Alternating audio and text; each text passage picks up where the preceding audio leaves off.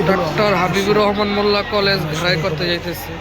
এক কলেজ আরেক কলেজের সাথে গন্ডগোল বাজতেছে, ছাত্ররা মারামারি করতেছে।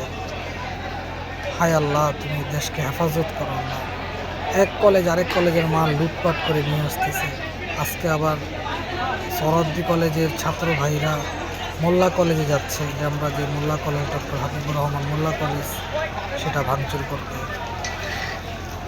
আল্লাহ, তুমি দেশের সকলকে হেফাজত করো। দলে দলে যাচ্ছে, দেখেন সবাই দলে দলে যাচ্ছে। এক কলেজের জিনিস সব ছাত্ররা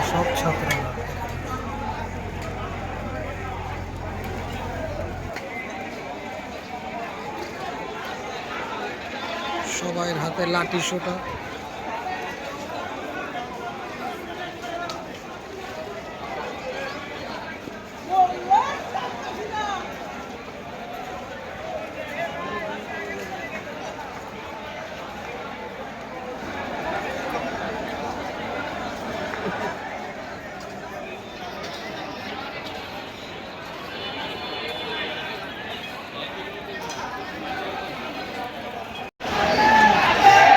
দেশটার ভিতরে কি হলো?